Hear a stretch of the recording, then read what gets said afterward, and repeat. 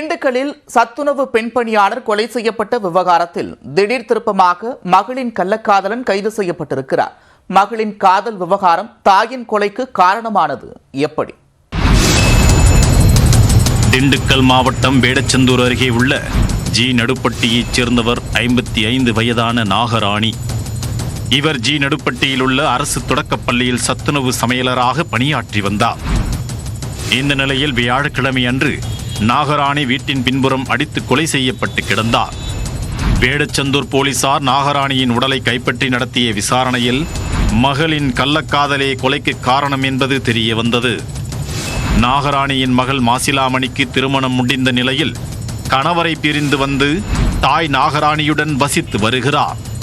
விட்டல் நாயக்கன்பட்டியைச் சேர்ந்த முருகேசன் என்பவருடன் மாசிலாமணிக்கு பழக்கம் ஏற்பட்டு அவர்கள் அடிக்கடி தனிமையில் சந்தித்துள்ளனர். முருகேசன் புதுச்சேரியில் ஃபைனான்ஸ் தொழில் செய்து வரும் நிலையில் அவ்வப்போது ஊருக்கு வரும்போதெல்லாம் மாசிலாமணியை சந்தித்துள்ளார்.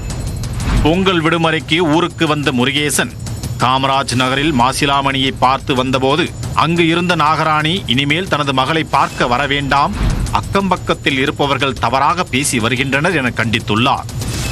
இதனால் ஆத்திரமடைந்த முருகேசன் வீட்டில் யாரும் இல்லாத நேரத்தில் நாகராணியை அடித்து கொன்றுவிட்டு புதுச்சேரிக்கு தப்பிச் சென்றுள்ளார்.